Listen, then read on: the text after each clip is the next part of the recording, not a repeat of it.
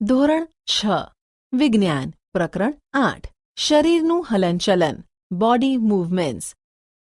બિલકુલ શાંત થઈને બેસો તથા તમારા શરીરમાં થતી ગતિઓનો અનુભવ કરો। તમે સમયે સમયે તમારી પાંપણના પલકારા મારતા હશો। શ્વાસ લેતી વખતે તમારા શરીરમાં થતા હલનચલનનું અવલોકન કરો। આપણા શરીરમાં સ્વયં અનેક હલનચલન થતા હોય છે। જ્યારે તમે તમારી નોટબુકમાં લખો છો ત્યારે તમારા શરીરનો કયો ભાગ હલનચલન કરે છે? જ્યારે તમે વળીને તમારા મિત્રને જુઓ છો ત્યારે શરીરનો કયો ભાગ હલનચલન કરે છે? ઉપરોક્ત બધા ઉદાહરણોમાં તમે ત્યાંના ત્યાં જ રહો છો, છતાં પણ શરીરનો કોઈને કોઈ ભાગ હલનચલન કરે છે। તમે ઊભા થઈને એક સ્થાનથી બીજા સ્થાને જાઓ છો। તમે ઊભા થઈને એક સ્થાનેથી બીજા સ્થાને જાઓ છો। તમે તમારા શિક્ષક પાસે જાઓ છો। ક્લાસ કે વર્ગ પછી તમે સ્કૂલના મેદાનમાં જાઓ છો અથવા સ્કૂલ પછી તમે ઘેર જાઓ છો। તો ત્યારે વાસ્તવમાં તમે એક સ્થાનેથી બીજા સ્થાને ચાલીને જાઓ છો। તમે ચાલીને, દોડીને અથવા કૂદીને એક સ્થાનથી બીજા સ્થાને જાઓ છો। ચાલો તમારા મિત્રો, શિક્ષકો તથા વડીલો સાથે ચર્ચા કરીને કોષ્ટક 8.1માં પૂર્તિ કરતા એ જોઈએ કે પ્રાણીઓ એક સ્થાનથી બીજા સ્થાન સુધી કેવી રીતે પ્રચલન કરે છે। બુજો વનસ્પતિમાં હલનચલનને લઈને આશ્ચર્યચકિત છે। તે જાણે છે કે વનસ્પતિ એક સ્થાનથી બીજા સ્થાને ગતિ નથી કરતી, પરંતુ શું તે કોઈ બીજા પ્રકારના હલનચલનને પ્રદર્શિત કરે છે? કોષ્ટક 8.1 પ્રાણીઓ એક સ્થાનેથી બીજા સ્થાને કેવી રીતે ગતિ કરે છે? પ્રાણી ગતિમાં ઉપયોગ થવાવાળો ભાગ કે અંગ। પ્રાણીઓ કેવી રીતે ગતિ કરે છે? ગાય પગ ચાલે છે। મનુષ્ય સાપ સંપૂર્ણ શરીર સરકીને। પક્ષી, કીટકો, માછલી ચાલવું, દોડવું, ઉડવું, છલાંગ મારવી, સરકવું તેમજ તરવું વગેરે પ્રાણીઓની એક સ્થાનેથી બીજા સ્થાને જવાની કેટલીક રીતો છે। પ્રાણીઓમાં એક સ્થાનેથી બીજા સ્થાને જવા માટેની રીતોમાં આટલી બધી વિવિધતા કેમ છે? શું કારણ છે કે અનેક પ્રાણીઓ ચાલે છે જ્યારે સાપ સરકે છે અને માછલીઓ તરે છે? માનવ શરીર અને તેનું હલનચલન। Human body and its movements. પ્રાણીઓમાં હલનચલન પર ધ્યાન આપતા અગાઉ ચાલો આપણા શરીરમાં કેટલાક હલનચલનને ધ્યાનપૂર્વક જોઈએ। શું તમને સ્કૂલમાં શારીરિક કસરત કરતી વખતે આનંદ આવે છે? સ્કૂલમાં કસરત કરતી વખતે તમારા હાથ અને પગ કેવા પ્રકારનું હલનચલન કરે છે? ચાલો આપણું શરીર જે હલનચલન કરવા માટે યોગ્ય છે તેમાંથી કેટલીક શારીરિક ગતિ હલનચલનને કરવાનો પ્રયાસ કરીએ। એક કાલ્પનિક વિકેટ પર કાલ્પનિક દડો ફેંકવાનો પ્રયત્ન કરો। તમે તમારો હાથ કેવી રીતે ફેરવો છો? શું તમે તમારા ખભાથી વર્તુળાકાર ગતિમાં ફેરવો છો? શું તમારો ખભો પણ હલનચલન કરે છે? પીઠ પર સૂઈ જાઓ તથા તમારા પગને જાંઘની આજુબાજુ ફેરવો। તમારી ભુજાને કોણીથી ઉપર નીચે કરો। તેવી જ રીતે પગને ઘૂંટણથી વાળો। તમારા હાથને તમારી પાર્શ્વ બાજુમાં સીધો ખેંચો। ભુજાને વાળીને આંગળીઓથી ખભાને અડવાનો પ્રયાસ કરો। તમે તમારા હાથનો કયો ભાગ વાળ્યો? હાથને સીધો ખેંચીને નીચેની તરફ નમાવો। શું તમે આવું કરી શકો છો? તમારા શરીરના વિવિધ ભાગોને હલનચલન કરાવવાનો પ્રયત્ન કરો અને તેના તારણો કોષ્ટક 8.2માં નોંધો।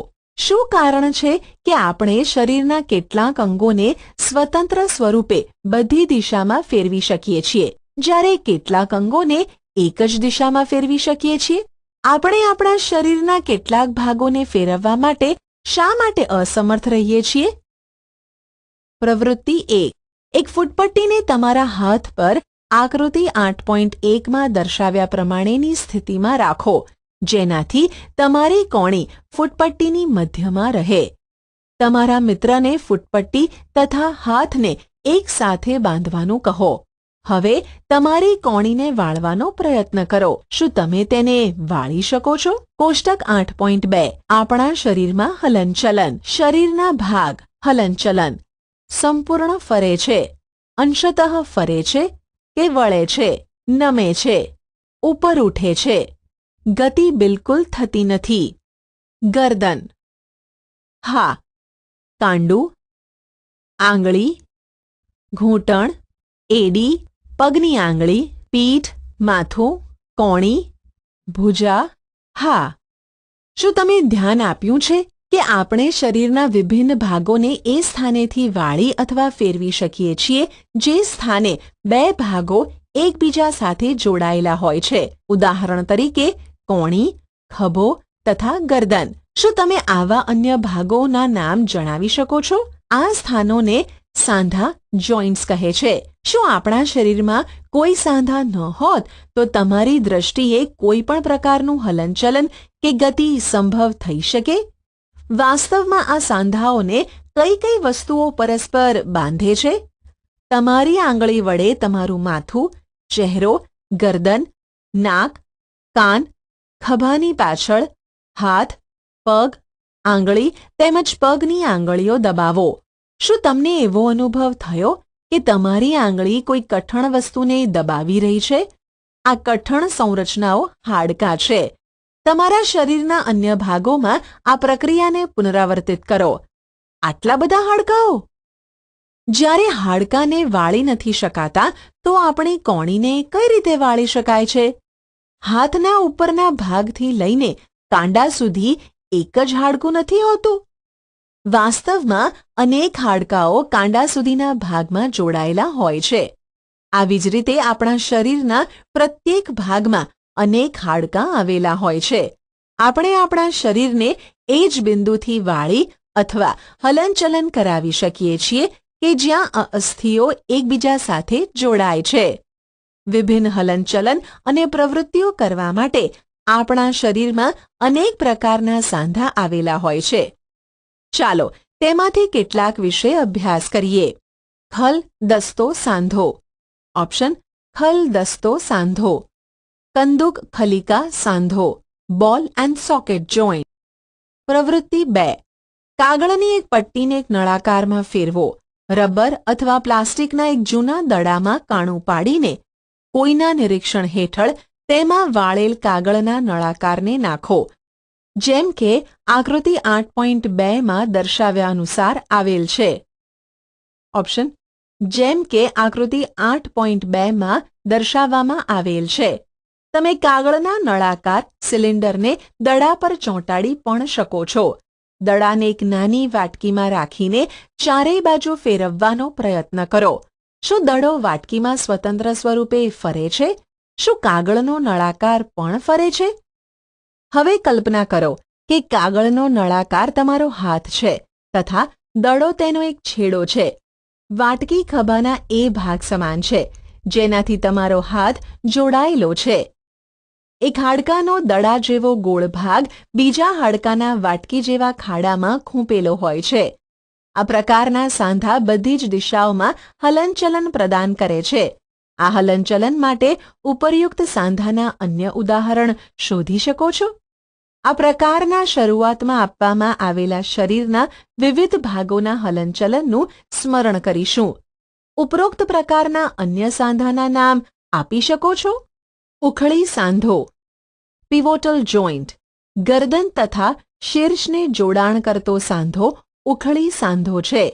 તેના દ્વારા શીર્ષને આગળ પાછળ અથવા જમણી ડાબી બાજુ ફેરવી શકીએ છીએ. આ હલનચલન કરવાનો પ્રયત્ન કરો. આ હલનચલન આપણા હાથના હલનચલન કરતાં કેવી રીતે ભિન્ન છે? જેમાં ખલદસ્તા સાંધા વડે હાથને સંપૂર્ણ વર્તુળાકાર ફેરવી શકીએ છીએ. ઉખળી સાંધામાં વેલણાકાર અસ્થિ એક વલયમાં ફરે છે. મિજાગરા સાંધા, હિન્જ જોઇન્ટ. ઘરના દરવાજાને વારંવાર ખોલો અને બંધ કરો. તેના મિજાગરા હિન્જીસને ધ્યાનપૂર્વક જુઓ. તે દરવાજાને આગળ અને પાછળ ખુલવા દે છે. 3. ચાલો મિજાગરાની ગતિ હલનચલનને જોઈએ. એક મોટા કાગળ અથવા કાર્ડબોર્ડનું નળાકાર બનાવો. જેવું કે આકૃતિ 8.4માં દર્શાવવામાં આવેલ છે.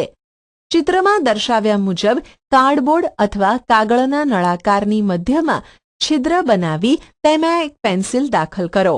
ઓપ્શન: તેમાં એક પેન્સિલ દાખલ કરો. કાર્ડબોર્ડનો એક બીજો ટુકડો લઈને એવી રીતે વાળો કે તે અડધું ભૂંગળું બની જાય, જેમાંથી બીજા નળાકારને સરળતાથી ફેરવી શકાય. અડધા નળાકાર ઉપર રાખેલ પૂર્ણ નળાકાર સિલિન્ડર મિજાગરાની માફક છે. પેન્સિલ નાખેલ નળાકારને ફેરવવાનો પ્રયાસ કરો.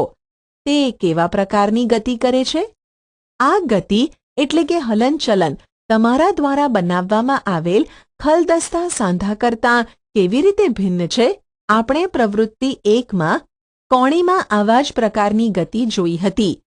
આકૃતિ 8.4માં જે કાંઈ પણ આપણે બનાવેલ હતું તે એક મિજાગરાથી ભિન્ન છે, પણ તેનાથી એ ખ્યાલ આવે છે કે મિજાગરા એક જ દિશામાં ગતિ કરે છે. કોણીમાં મિજાગરાનો સાંધો આવેલ હોય છે, જેનાથી આગળ અથવા પાછળ એક જ દિશામાં ગતિ થઈ શકે છે. શું તમે આવા સાંધાના અન્ય ઉદાહરણ વિચારી શકો છો? અચલ સાંધા, ફિક્સ્ડ જોઇન્ટ. આપણા શીર્ષના અસ્થિઓની વચ્ચે આવેલા કેટલાક સાંધા એ આપણે અત્યાર સુધી ચર્ચા કરેલા સાંધાઓ કરતાં ભિન્ન છે. હાડકાઓ આ સાંધાની મદદથી હલનચલન કરી શકતા નથી. આવા સાંધાને અચલ એટલે કે ફિક્સ્ડ સાંધા કહે છે. જ્યારે તમે તમારું મુખ ખોલો છો ત્યારે તમે તમારા નીચલા જડબાને છેડાથી દૂર લઈ જાવ છો. હવે તમે તમારા ઉપલા જડબાને હલાવવાનો પ્રયત્ન કરો. શું તમે તેને હલનચલન કરાવી શક્યા? ઉપરી જડબું તથા ખોપરીના કેટલાક અસ્થિ અચલ છે. આપણે માત્ર કેટલાક સાંધાઓની ચર્ચા કરી જે આપણા હાડકાઓને એકબીજા સાથે જોડે છે. આપણા શરીરના વિભિન્ન અંગોને વિવિધ આકાર કોણ પ્રદાન કરે છે?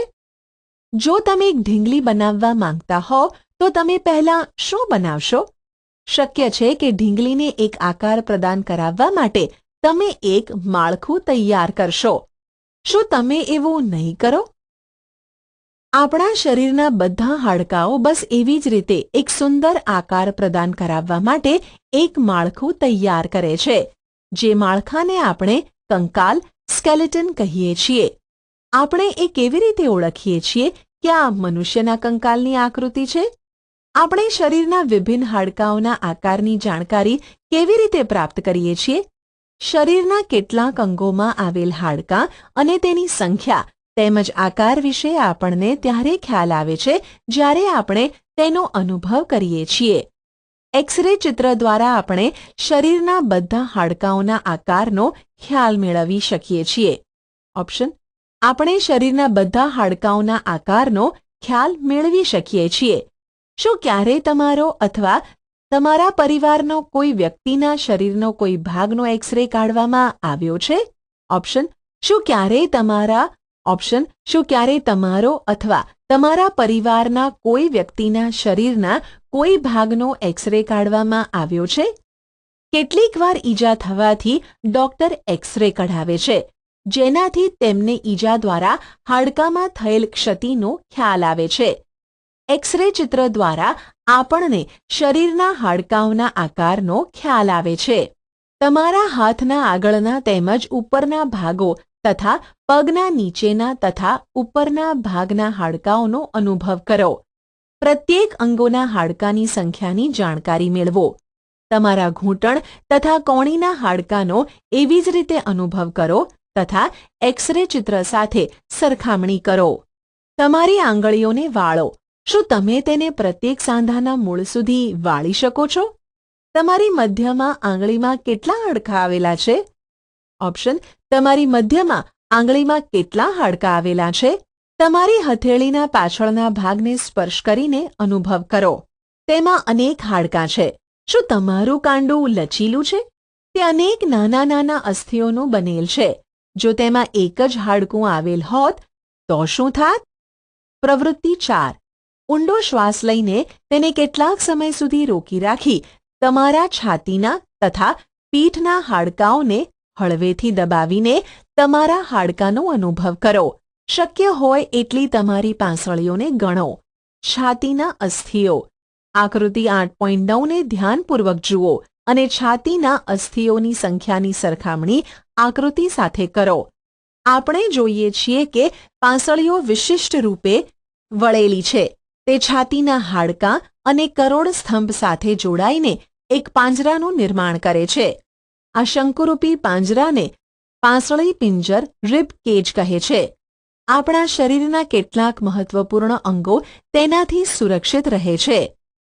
તમારા કેટલાક મિત્રોને ઘૂંટણ વાળ્યા વગર નમીને પગની આંગળીઓ સ્પર્શ કરવાનું કહો. ગરદનથી શરૂ કરીને તમારી આંગળીઓ તમારા મિત્રની પીઠ પર ફેરવો. જે તમે અનુભવ કર્યો તે મેરુદંડ કરોડ સ્તંભ બેકબોન છે. તે અનેક નાના નાના હાડકાંઓની બનેલ રચના છે. પાંસળી પિંજર આ અસ્થિઓ સાથે જોડાયેલ હોય છે. શું કરોડ સ્તંભ એક જ લાંબા હાડકાનો બનેલ હોત તો તમારો મિત્ર આવી રીતે નીચે તરફ વળી શકે? તમારા મિત્રને ઊભા થઈને હાથ વડે કોઈ દિવાલને ધક્કો મારવાનું કહો. શું તમને તેના ખભા આગળ બે ઉપસેલા અસ્થિઓ દેખાય છે? તેને સ્કંધાસ્થિ શોલ્ડર બોન કહે છે. આકૃતિ 8.12 ને ધ્યાનપૂર્વક જુઓ.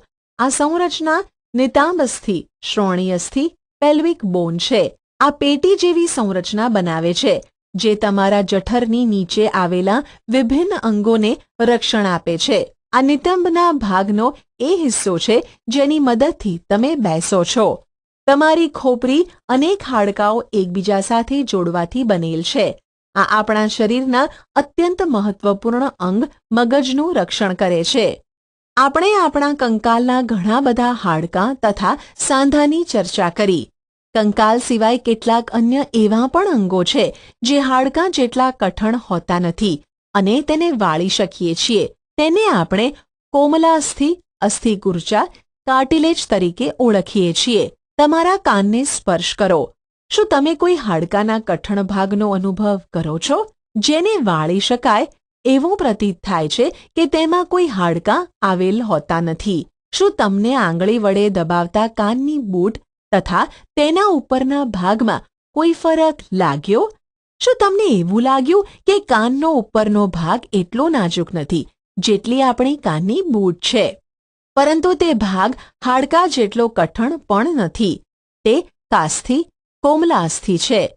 શરીરના સાંધાઓમાં પણ કાસ્થિ જોવા મળે છે. આપણે જોયું કે માનવ કંકાલ એ અનેક અસ્થિઓ સાંધાઓ તથા કાસ્થિઓ ભેગા મળીને બને છે. તમે તેમાંથી ઘણા બધાને જોઈ શકો છો તથા હલનચલન પ્રદાન કરી શકો છો. તમારી નોટબુકમાં કંકાલનું સ્પષ્ટ ચિત્ર દોરો. આપણે આપણા શરીરના એ હાડકાં તેમજ તેના સાંધાઓના વિષયમાં જાણકારી પ્રાપ્ત કરી લીધી જે વિભિન્ન પ્રકારની ગતિ કરવામાં આપણી મદદ કરે છે. હાડકાંઓને આવા પ્રકારના હલનચલન માટે કોણ યોગ્ય બનાવે છે? ચાલો તેની તપાસ કરીએ. તમારા એક હાથની મુઠ્ઠી બનાવી કોણીના ભાગથી તમારા હાથને વાળી અંગૂઠાની મદદથી તે બાજુના ખભાને અડવાનો પ્રયાસ કરો. શું તમે તમારી ઉપરી ભુજામાં કોઈ પરિવર્તનનો અનુભવ કરો છો? બીજા હાથ વડે સ્પર્શ કરીને તેને જુઓ. શું તમને કોઈ ઉપસેલો ભાગ નજરે આવે છે? તેને સ્નાયુ મસલ કહે છે. સંકોચન કોન્ટ્રેક્શન લંબાઈમાં ટૂંકા થવાને કારણે સ્નાયુઓ ઉપસી આવે છે. હવે તમે તમારા હાથને ફરીથી સામાન્ય સ્થિતિમાં લાવો. સ્નાયુઓનું શું થાય છે? શું હજુ પણ તે સંકોચનશીલ અવસ્થામાં છે? ચાલતી અથવા દોડતી વખતે તમે તમારા પગના સ્નાયુઓમાં આવું જ સંકોચન જોઈ શકો છો. સંકોચનશીલ અવસ્થામાં સ્નાયુ નાના, કઠણ તેમજ જાડા થઈ જાય છે. તે હાડકાને ખેંચે છે. કોઈ અસ્થિને ગતિ પ્રદાન કરાવવા માટે બે સ્નાયુઓને સંયુક્ત રીતે કાર્ય કરવું પડે છે. જ્યારે બે સ્નાયુઓમાંથી કોઈ એક સંકોચાય છે ત્યારે અસ્થિ તે દિશામાં ખેંચાય છે. જોડના બીજા સ્નાયુ શિથિલ અવસ્થામાં આવી જાય છે. અસ્થિને વિપરીત દિશામાં ગતિ કરાવવા માટે હવે બીજો સ્નાયુ સંકોચાઈને અસ્થિને પોતાની પૂર્વ સ્થિતિમાં ખેંચે છે. જ્યારે પહેલો સ્નાયુ હવે શિથિલ થઈ જાય છે. સ્નાયુ માત્ર ખેંચી શકે છે, તે ધક્કો મારી શકતા નથી.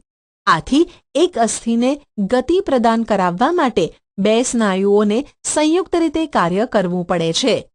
શું ગતિ માટે હંમેશા હાડકાં તેમજ સ્નાયુઓની આવશ્યકતા રહેલી હોય છે? બીજા પ્રાણીઓ કેવી રીતે ચાલે છે? શું બધા પ્રાણીઓમાં હાડકાં જોવા મળે છે? અળસિયા તથા ગોકળગાયમાં શું હોય છે? ચાલો કેટલાક પ્રાણીઓની ગતિ વિશે અભ્યાસ કરીએ. પ્રાણીઓની ચાલ. Gait of animals. અળસિયું, અર્થવોર્મ. પ્રવૃત્તિ 5. બગીચામાં જમીન પર ચાલતા કોઈ અળસિયાનું અવલોકન કરો. તેને પકડીને એક બ્લોટિંગ અથવા ફિલ્ટર પેપર પર મૂકો. તેની ગતિનું નિરીક્ષણ કરો. આકૃતિ 8.17. તેના પછી અળસિયાને કાચની પટ્ટી, ટાઇલ્સ અથવા કોઈ ચીકણી સપાટી પર મૂકો તથા તેની ગતિનું નિરીક્ષણ કરો. શું આ ગતિ પેપર પર કરેલ ગતિ કરતાં ભિન્ન છે? ઉપરની બે સપાટીમાંથી કઈ સપાટી પર અળસિયું સરળતાથી ચાલી શકે છે? અળસિયાનું શરીર અનેક વલયો એકબીજા સાથે જોડવાથી બને છે. અળસિયાના શરીરમાં હાડકાં હોતા નથી, પરંતુ તેમાં સ્નાયુઓ આવેલા હોય છે, જે તેના શરીરને વધવા તથા ઘટવામાં મદદ કરે છે. ચાલતા સમયે અળસિયું તેના શરીરના પશ્વ ભાગને ભૂમિ સાથે જકડીને રાખે છે તથા આગળના ભાગને ફેલાવે છે. તેના પછી તે અગ્ર ભાગને ભૂમિથી જકડી રાખે છે તથા પશ્વ ભાગને ખુલ્લો કરી દે છે. તેના બાદ શરીરને સંકુચિત કરે છે તથા પશ્વ ભાગને આગળની તરફ ખેંચે છે. આનાથી તે કેટલાક અંતર સુધી આગળ વધે છે.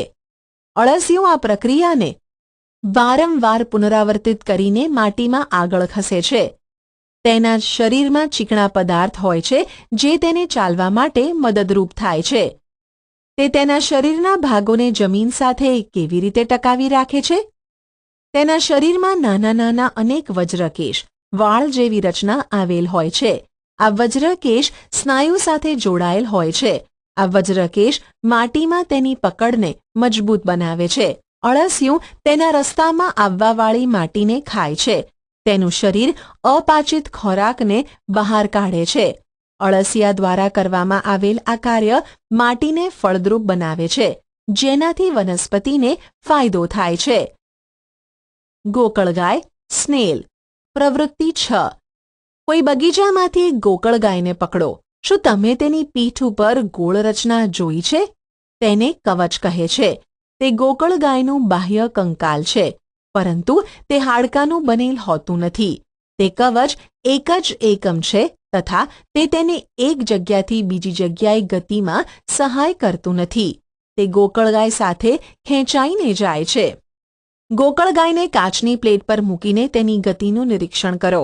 જ્યારે તે ચાલવાની શરૂઆત કરે ત્યારે કાચની પ્લેટને ઉપર ઉઠાવીને તેની નીચેથી તેની ગતિનું અવલોકન કરો. કવચના છિદ્રમાંથી ગોકળગાયની એક જાડી સંરચના તથા શીર્ષને બહાર આવતા જોઈ હશે.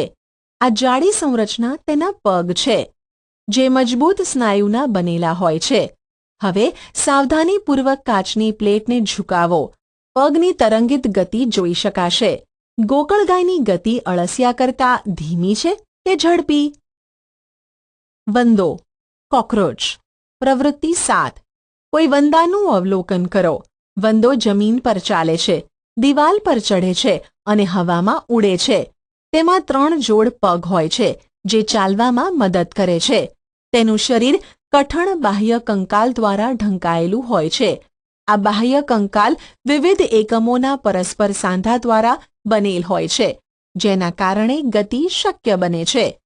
પીઠના ભાગેથી 2 જોડ પાંખ પણ જોડાયેલ હોય છે. વંદામાં વિશિષ્ટ સ્નાયુઓ આવેલા હોય છે. જે સ્નાયુ ચલનપાદની નજીક આવેલા છે તે તેને ચાલવામાં સહાય કરે છે, અને પૃષ્ઠ સ્નાયુઓ વંદો જ્યારે ઉડે છે ત્યારે તેની પાંખોને ગતિ આપે છે. પક્ષીઓ, બર્ડ્સ. પક્ષીઓ હવામાં ઉડે છે તથા ભૂમિ પર ચાલે છે. બતક તથા હંસ જેવા પક્ષીઓ પાણીમાં તરે છે.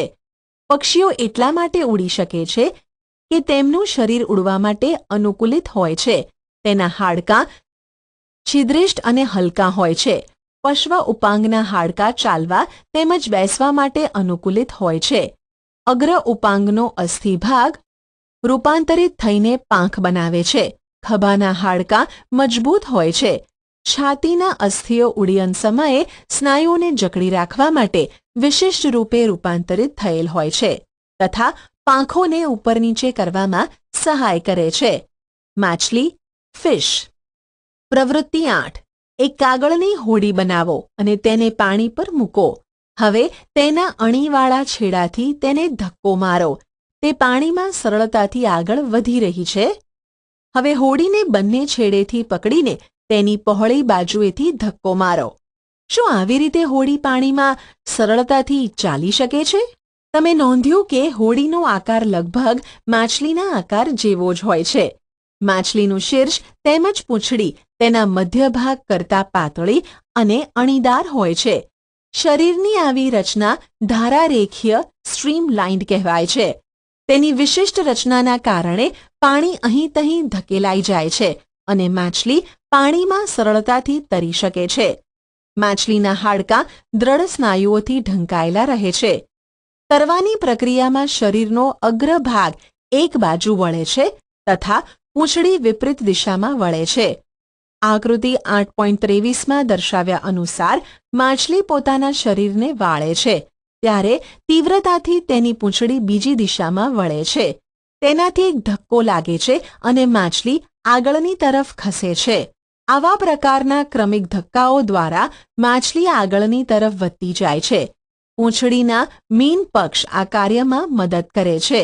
માછલીના શરીર પર બીજા પણ મીન પક્ષ આવેલા હોય છે જે તરતી વખતે પાણીમાં સંતુલન બનાવી રાખવા તેમજ દિશા નક્કી કરવામાં સહાય કરે છે. શું તમે ધ્યાન આપ્યું છે કે ગોતાખોર મરજીવા તેમના પગમાં આવા વિશિષ્ટ મીન પક્ષ જેવા ફ્લિપર પહેરે છે કે પાણીમાં સરળતાથી ગતિ કરવામાં મદદ કરે છે? ઓપ્શન: જે પાણીમાં સરળતાથી ગતિ કરવામાં મદદ કરે છે. સાપ કેવી રીતે ગતિ કરે છે? How do snacks move? શું તમે સાપને સરકીને આગળ વધતા જોયો છે? શું તે સીધો આગળ વધે છે? સાપનો કરોડસ્તંભ લાંબો હોય છે. શરીરમાં પાતળા અનેક સ્નાયુઓ આવેલા હોય છે. તે પરસ્પર જોડાયેલા હોય છે, ભલે પછી તે દૂર આવેલા હોય. સ્નાયુઓ કરોડસ્તંભ, પાંસળીઓ અને ત્વચાને પણ એકબીજા સાથે જોડે છે. સાપનું શરીર અનેક વલય લૂપમાં વળેલું હોય છે. આ પ્રકારે સાપના પ્રત્યેક વલય તેને આગળની તરફ ધકેલે છે. તેનું શરીર અનેક વલય બનાવે છે અને પ્રત્યેક વલય આગળ ધક્કો મારે છે.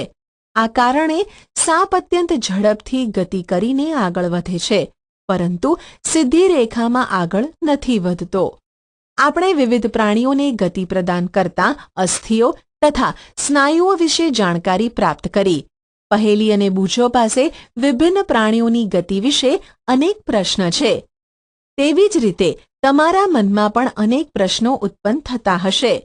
પ્રસિદ્ધ ગ્રીક દાર્શનિક એરિસ્ટોટલે તેમના પુસ્તક ગેઇટ ઓફ એનિમલમાં સ્વયં પોતાની જાતને આવા અનેક પ્રશ્નો પૂછ્યા હતા. વિવિધ પ્રાણીઓના શરીરમાં વિવિધ ભાગો શા માટે હોય છે?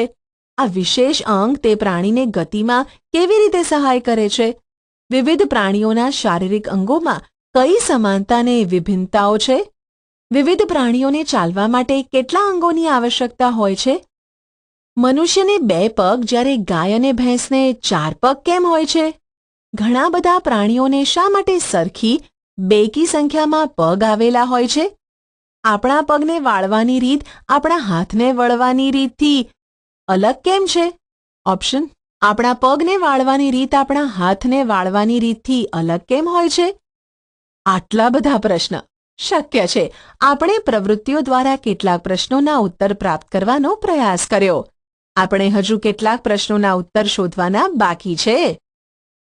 પારિભાષિક શબ્દો: કરોડરજ્જુ, સ્પાઇનલ કોર્ડ; ખલદસ્તો સાંધો, બોલ એન્ડ સોકેટ જોઇન્ટ; વજ્રકેશ, બ્રિસ્ટલ્સ; કાસ્થિ, કાર્ટિલેજ; ગુહા, કેવિટી; અચલ સાંધા, ફિક્સ્ડ જોઇન્ટ; પ્રાણીઓની ચાલ, ગેટ ઓફ એનિમલ્સ; મિજાગરા સાંધો, હિન્જ જોઇન્ટ; સ્નાયુઓ, મસલ્સ; બાહ્ય કંકાલ, આઉટર સ્કેલેટન; નિતંબાસ્થિઓ, પેલ્વિક બોન્સ; ઉખળી સાંધો, પિવોટલ જોઇન્ટ, પાંસળી પિંજર, રિબ કેજ, ખભાના અસ્થિઓ, સ્કંધાસ્થિઓ, શોલ્ડર બોન્સ, કંકાલ, સ્કેલેટન, ધારારેખીય, સ્ટ્રીમલાઇન્ડ.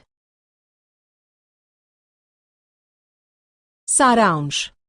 અસ્થિ અને કાસ્થિ માનવ કંકાલ બનાવે છે. તે શરીરનું પાંજરું બનાવે છે અને તેને એક આકાર પ્રદાન કરે છે. કંકાલ ચાલવામાં સહાય કરે છે તથા આંતરિક અંગોનું રક્ષણ કરે છે. મનુષ્યનું કંકાલ ખોપરી, કરોડસ્તંભ, પાંસળીઓ, વક્ષ અસ્થિઓ, ખભા, સ્કંધ તેમજ શ્રોણી, નિતંબ, મેખલા તથા હાથ અને પગના અસ્થિઓથી બને છે. સ્નાયુની જોડના એકાંતરે સંકોચન અને વિસ્તરણથી અસ્થિઓ ગતિ કરે છે. સાંધાની પ્રકૃતિ તથા ગતિની દિશાના આધારે અસ્થિઓના સાંધા અનેક પ્રકારના હોય છે. પક્ષીઓના દ્રઢ સ્નાયુઓ તથા હલકા હાડકાં ભેગા મળીને તેમને ઉડવામાં મદદરૂપ થાય છે. તે પાંખોને ફફડાવીને ઉડે છે. માછલી શરીરની બંને બાજુ એકાંતર ક્રમમાં વલય, લૂપ બનાવીને તરે છે. સાપ તેના શરીરનો બંને બાજુ એકાંતર ક્રમમાં વલય બનાવીને ભૂમિ પર વલયાકાર ગતિ કરતા આગળની દિશામાં સરકે છે. ઘણા બધા અસ્થિઓ તેમજ જોડાયેલ સ્નાયુઓ શરીરને આગળની તરફ ધકેલે છે. વંદાનું શરીર તેમજ ઉપાંગ મજબૂત આવરણથી ઢંકાયેલા હોય છે, જે બાહ્ય કંકાલ બનાવે છે. છાતીના સ્નાયુઓ 3 જોડ ઉપાંગો તેમજ 2 જોડ પાંખો સાથે જોડાયેલ હોય છે, જે વંદાને ચાલવામાં તથા ઉડવામાં મદદ કરે છે. અળસિયામાં ગતિ શરીરના સ્નાયુઓનું ધીમે ધીમે ક્રમશઃ વિસ્તરણ તેમજ સંકોચનથી થાય છે. શરીરની નીચલી સપાટી પરથી ઉદ્ભવતા વજ્રકેશ અળસિયાને જમીનમાં પક્કડ બનાવી રાખવામાં સહાય કરે છે. ગોકળ ગાય સ્નાયુલ પગની મદદથી ચાલે છે.